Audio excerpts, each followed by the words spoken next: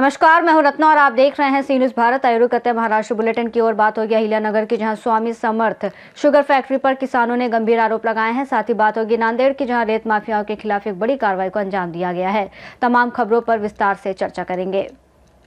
नेवासा तालुका की Swami Samarth sugar factory के मालिक और शिवसेना के पूर्व मंत्री विजय बापू शिवतारे पर किसानों ने गंभीर आरोप लगाए हैं कि फैक्ट्री में पिछले कुछ समय से गन्ने का लगभग 10% कम वजन किया जा रहा है। किसानों ने खुद मौके पर जाकर जांच की और घटना का खुलासा किया। फैक्ट्री में 2 कांटे हैं, लोडिंग के लिए और आउट के लिए। जहां आउट कांटा सही था, लेकिन गन्ना तौलने वाला कांटा कम वजन दिखा। गुस्साए किसानों ने फैक्ट्री को बंद कर दिया और बड़ी संख्या में फैक्ट्री क्षेत्र में जमा होकर मांग की कि किसानों, ट्रांसपोर्टर, थ्रेसर और गन्ना हार्वेस्टर को अब तक किए गए कम वजन का पूरा मुआवजा दिया जाए। ऋषिकेश शेट्टे पाटिल ने चेतावनी दी कि अगर अगले 8 दिनों में सही फैसला और मुआवजा नहीं दिया गया तो जोरदार विरोध प्रदर्शन कर फैक्ट्री को बंद कर दिया जाएगा। जय श्रीराम। आपण आज स्वामी समर्थ साखर कारखाना अहिल्यानगर जिल्ह्यातील नेवासा तालुक्यामध्ये आहे। या कारखान्यामध्ये एकच ऊसाचा ट्रॅक्टर यांच्याच एमटी काट्यावर इन आणि आउटचा जो काटा असतो, या काट्यावर साधारणपणे 2 टनाचा फरक एका ट्रॅक्टरमध्ये निघाला आहे। म्हणजे जर बघायला गेलं तर साधारणपणे 10% काटामार या ठिकाणी यांच्याच कारखान्यामध्ये पकडण्यात आलेले आहे। दोन्ही काटे एमटी आणि इंच आणि आउटचा जो काटा असतो, त्या काट्यावर हा सर्वात मोठा भ्रष्टाचार या ठिकाणी पकडण्यात आलेला आहे। आता जर बघितलं गेलं तर एका ट्रॅक्टरमध्ये जर 2 टन मारत असेल तर या कारखान्याने जितकं लाख टन गाळप केलंय, किती लाख टन गाळप झालं आपलं? 2 लाख टन जर गाळप जर केलेलं असेल तर या ठिकाणी साधारणपणे 20,000 टन ऊस, 20,000 टनाचं या ठिकाणी शेतकऱ्याचं रक्त या ठिकाणी या कारखान्याने पिण्याचं काम केलेलं आहे। आणि या ठिकाणी जे तोडणीदार असतील, जे वाहतूकदार वाहन धारक असतील, या सर्वांचं रक्त पिण्याचं काम या स्वामी समर्थ साखर कारखान्याने केलेलं आहे। आज जो काही असेल तो रीतसर आम्ही या ठिकाणी या कारखान्यावर गुन्हा दाखल करणार आहोत। परंतु आमची मागणी या ठिकाणी अशी आहे की जो आतापर्यंत ऊस या कारखान्याला शेतकऱ्यांनी दिलाय त्यांचा फरक सर्व शेतकऱ्यांना गेला पाहिजे। त्यानंतर या ठिकाणी जे वाहतूकदार असतील, वाहनधारक असतील, त्या वाहनधारकाला मिळालं पाहिजे। या ठिकाणी ज्यांनी तोडणी केली त्या मजुरांना देखील, जे आपले लहान लहान लेकरं घेऊन शेजामध्ये पहाटच्या वेळेला त्या ठिकाणी ऊस तोडायला जातात, त्या गरिबाचं रक्त सुद्धा यांनी पिण्याचं काम केलं, त्यांना सुद्धा त्यांचा फरक देण्यात आला पाहिजे। आणि जोपर्यंत हा फरक देण्यात येत नाही, येणाऱ्या 8 दिवसामध्ये तीव्र स्वरूपाचं आंदोलन या सर्व शेतकऱ्याच्या वतीनं आम्ही करणार आहोत। जर यांनी फरक दिला नाही तर हा कारखाना आम्ही कुलूप लावून बंद करणार आहोत। इथं एकही टिपरू गाळून देणार नाही आणि मोठ्या स्वरूपाचं आंदोलन करणार आहोत। म्हणून या व्हिडिओच्या माध्यमातून या ठिकाणी 2 मिनिटं। अहिल्यानगर से सी न्यूज़ संवाददाता राव साहेब की रिपोर्ट।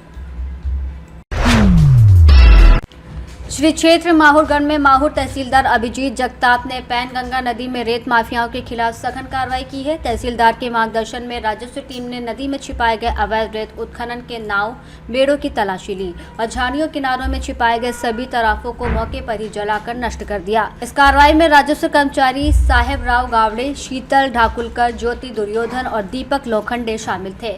अचानक हुई इस छापेमारी से क्षेत्र के रेत माफियाओं में भारी हड़कंप मच गया है और प्रशासन का संदेश साफ है कि अवैध रेत उत्खनन बर्दाश्त नहीं किया जाएगा। नांदेड़ से सी न्यूज़ संवाददाता गणेश की रिपोर्ट।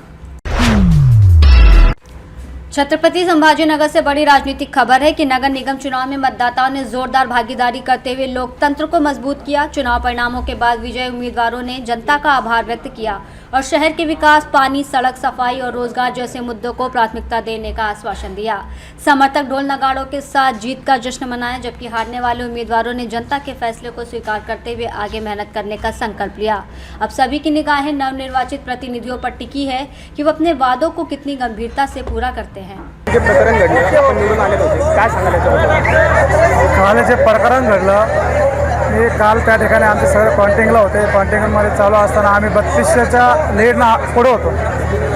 4-5 फेरीत त्यांनी काय केलं, जाणूनबुजून अधिकाऱ्याला धरून त्यांनी तिथल्या मशीनी बंद केल्या आणि मशीनी बंद करून 5-6व्या राऊंडच्या मशीनी बंद करून त्यांनी त्या पेंडिंग ठेवला।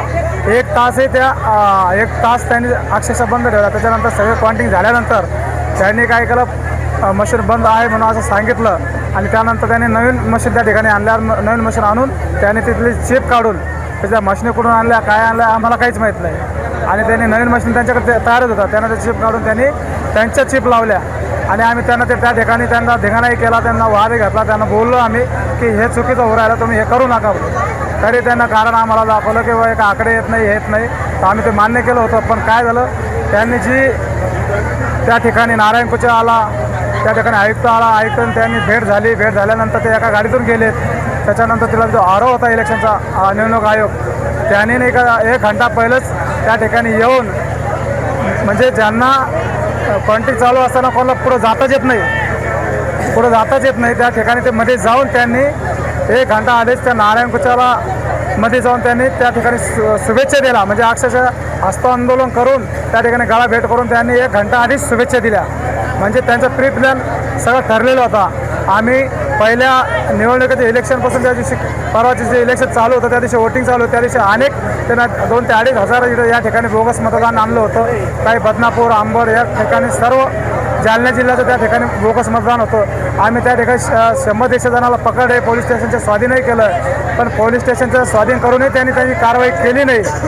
त्या ठिकाणी अनेक धिंगाणे झाले, अनेक भांडणं झाले बोगस मशीनच्या माध्यमातून. पण यांनी सरळ त्या ठिकाणी त्यांचा ईएमच्या मॅनेज करून, अधिकाऱ्याला मॅनेज करून त्याचा जो आरोप होता त्याला 50 लाख रुपये दिले अशी माहिती मिळाली. आणि त्याने 1 घंटा आधीच त्यांना शुभेच्छा देऊन टाकल्या. म्हणजे ज्या क्षेत्रामध्ये त्यांना तिथं निवडणूक वोटिंग चालू असताना कोणालाच तिथं त्या ठिकाणी परमिशन मिळत नाही जायला, त्या ठिकाणी नारायण कुचे जातो कसा जातो, त्याला हे आयोग तिथं त्या ठिकाणी निवडणूक आयुक्ताला ॲडव्हान्समध्ये 1 घंट्या पहिले शुभेच्छा देतो कसा. आमचा प्रश्न त्या ठिकाणी तोच होता की ईएम तुम्ही बंद करताय, 1 घंटा बंद करून तुम्ही ते चिप बदलली, ती आम्हाला दाखवली का नाही. तर त्यांनी सरळ त्या ठिकाणी मशीनच बदल केलेत त्यांनी आणि त्या चिपही बदल केला. आणि त्याच्यातून त्याला जबाबदार हा आमदार नारायण कुचे आणि तिथले ते निवडणूक आयोग जे होते आरो बरोबर आणि आयुक्त, हे सगळे याला जबाबदार आहेत. माझ्याची पुढच्या नंतर तुमची काय आता पाऊल असणार? आमची यापुढची बाळासाहेब आंबेडकरांनी आम्हाला आदेश दिला, आम्ही नाही का न्यायालयीन लढाई या ठिकाणी लढणारच आहोत. त्यापुढे जाऊन ज्या दिवशी या शहराचं महानगरपालिकेत सत्ता बसणार आहे त्या दिवशी आम्ही सर्व जनता घेऊन महानगरपालिकेला घेराव टाकणार आहोत आणि आम्ही ते होऊ देणार नाही, इथली सत्ता स्थापन होऊ देणार नाही, त्या ठिकाणी हे करणारच आहोत.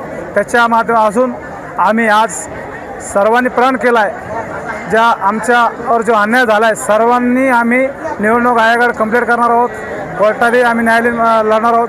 आणि निवडणूक आयोगाला आम्ही या ठिकाणी तुमच्या सोशल मीडियाच्या माध्यमातून सांगतो की सर्व मतदार या ठिकाणी निवडणूक आयोगाला पत्र व्यवहार करणार आहोत की हे जे झालं ते चुकीचं आहे, हे ईएम मॅनेज आहे. आणि जी दडपशाही भाजपची चालली आहे ती भाजपची दडपशाही थांबवण्याची असेल, लोकशाही जर आपला जिवंत ठेवायची असेल तर हे थांबवणं हे गरजेचं आहे. भाऊ, तुम्हाला असं वाटतं की याच्यात न्याय भेटेल? आम्हाला न्याय भेटेल नाही भेटेल, आम्ही न्याय देऊ तर आमचा विश्वास आहे, जनतेवर आमचा विश्वास आहे आणि आम्हाला या ठिकाणी आम्ही आमचा लढा हे चालूच ठेवणार आहे. जनता तर तुमच्या सोबतच आहे, मात्र याला काय आम्ही जनतेला हेच सांगतोय की येणाऱ्या काळात जर आपण एकत्र आलो नाही, आपण जी एकीची ताकद दाखवली, आज प्रभागामध्ये तुम्ही जिकडे जाईल तिकडे जाऊन बघा, त्यांच्या पक्षात बघा, ते हारले म्हणून ते निघून गेले होते, तिथून हारले म्हणून निघून गेले होते. पण लास्टच्या ज्या 2 पेट्या त्यांनी जे बंद केल्या होत्या, त्या मशीन बंद केल्या, त्याच पेट्या त्यांनी मॅनेज करून त्या ठिकाणी नंतर आल्या आणि त्याच्यात त्यांनी कौल दिला. म्हणून त्या ठिकाणी आम्ही आता यापुढे जाऊन सांगतो की आम्ही त्यांची सत्ता स्थापन होते आणि असं जनतेलाही आव्हान करतो आणि आम्ही आव्हान करतो. निश्चितच काय सांगायला काल जे इलेक्शनचा निकाल लागला, जनता म्हणत होती तुम्ही पुढे आहात, निकालातही निर्णय झाला होता, काय भेटलं? काल जनता म्हणत होती की निवडणूक आयोगाचे अधिकारी म्हणत होते तुम्ही सगळे चारी पॅनल वंचित बहुजन आघाडीचे निवडून आलेले आहेत, सगळ्यांनी जल्लोष करायला सुरुवात केली. शेवटच्या 4-5 पेट्यामध्ये त्यांनी तांत्रिक बिघाड दाखवून डिस्प्ले चालत नाही, डिस्प्लेवर आकडेवारी व्यवस्थित येत नाही असं कारण सांगून त्यांनी त्या तांत्रिक मशीनमध्ये याची चिप काढ त्यामध्ये टाक, त्याची चिप काढ यामध्ये टाक असं करून त्यांनी आम्हाला निकाल दाखवला. आम्हाला एका मशीनमध्ये त्यांनी 20 मतदान हे एक्स्ट्रा होते, जे आम्ही नोंदणीकृत बघितले होते आमच्या पानावरती शेवटच्या दिवशी जे आम्ही घेतले होते ते 20, त्यामध्ये काउंटिंग 20 जी शिल्लक मशीनमध्ये 20 दाखवत होते, आमच्याकडे 20 होते, 20 कमी होते सगळ्या पक्षांच्याकडे. आम्ही त्यावर आक्षेप घेतल्यानंतर त्यांनी दीड ते 2 तास ती मशीन बंद त्या टेबलचा निकाल राखीव ठेवला, बाकीच्या सगळ्या टेबलचा निकाल त्यांनी पुढे घेतला. बाकीचा टेबलचा निकाल पुढे घेताना आम्ही सगळ्याच्या लीडवरती होतो, पुढे होतो. त्यानंतर ते 4-5 याच्यामध्ये त्यांनी दाखवली की यामध्ये तांत्रिक बिघाड आहे, आपण दुसरी मशीन आणू आणि त्यामध्ये चिप लावून तुम्हाला डिस्प्ले मेमरी तीच राहील, मशीन वेगळी राहील असं सांगून आम्ही त्यांना म्हणतोय की सर आम्हाला हा बूथचा निकाल तुम्ही राखीव ठेवा, सगळ्यांना बोलवावे ते करा. तर त्यांनी त्या गडबडीमध्ये सगळ्यांना तो निकाली जाहीर करून त्यामध्ये आम्हाला कुठं 35 मतदान आहे तर त्यांना 350 मतदान आहे, कुठं 40-45 त्यांना 400 मतदान आहे, 350 मतदान आहे. आणि बाकीची इतर मशीनमध्ये त्यांना 60-70 जनतेचं 70-80 मतदान, आम्हाला 250-300 सगळ्याच्यात आम्ही पुढे होतो. नंतर त्यांनी या इलेक्शनमध्ये पैशाचा इतका महापूर आणला, इतका पाऊस पाडला, पैशाचा महापूर आणला. त्यानंतर बोगस वोटिंगही केली, बोगस वोटिंग आम्ही धरून दिली, पोलिसांच्या स्वाधीन केले, पब्लिकला त्यांनी मारहाण केली, थोडंसं झालं. पण ते लोक कुठे नवीन चालू केलं ना. आज प्रभाग क्रमांक 24 मध्ये जे काल वंचित बहुजन आघाडीवर होती, त्यानंतर आपण जनता बघू शकतो. जनतेने जे स्वतः निर्णय दिलेला आहे, जनतेचा कौल वंचित सोबत आहे. आज आपल्यासोबत वंचितचे पदाधिकारी आहेत, स्वतः सतीश गायकवाड आहेत, त्यांच्याकडनं जाणून घेणार आहोत की जनतेने तुमच्यासोबत कौल दिला आहे. निर्णय अधिकारी जरी मॅनेज झाले, आमदार मॅनेज झाले, तरी जनता काय सांगते आणि सतीश गायकवाड यांचा काय वक्तव्य जाणून घेणार आहोत. संभाजीनगर से सी न्यूज़ संवाददाता सचिन की रिपोर्ट। बुलेटिन में फिलहाल इतना ही। देश और दुनिया की तमाम बड़ी खबरों के लिए आप देखते रहिए सी न्यूज़ भारत।